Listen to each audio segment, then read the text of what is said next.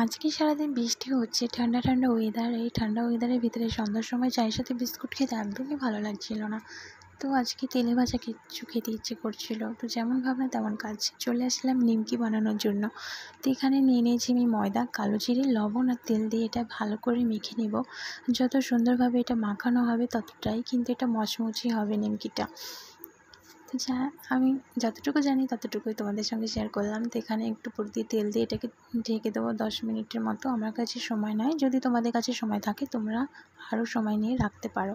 তো 10 মিনিট পর এসে দেখি অনেকটাই সফট হয়ে গেছে। তো আরও একটু ভালো করে মেখে নিয়ে এটা পিচ পিচ করে কেটে নিলাম নিমকির জন্য। তো এখানে আমি সবগুলোকে ছোটো ছোটো করে বল করে নিচ্ছি। আর এখান থেকে একটা ড্রো নিয়ে আমি নিমকিটা বানিয়ে নেব। তো এখানে আমি নিয়ে নিলাম, একটু ময়দা দিয়ে বেলে নেব ভালো করে, পাতলা করে। যতটা পাতলা হবে ততটাই কিন্তু সুন্দর হবে নিমকিটা। তোমরা যতটা চেষ্টা করবে পাতলা করবে। তো এটা আমি বেলে নেওয়ার পর তেল দিয়ে ময়দা দিয়ে ভালো করে নিমকি শেপ দিয়ে নিলাম।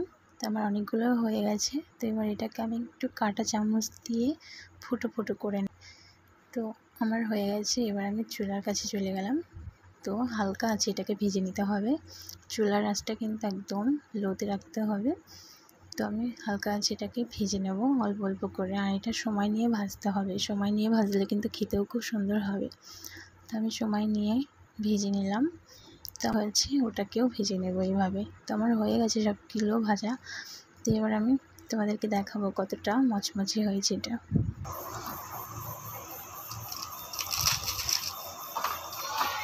আর গরম থেকে নামানো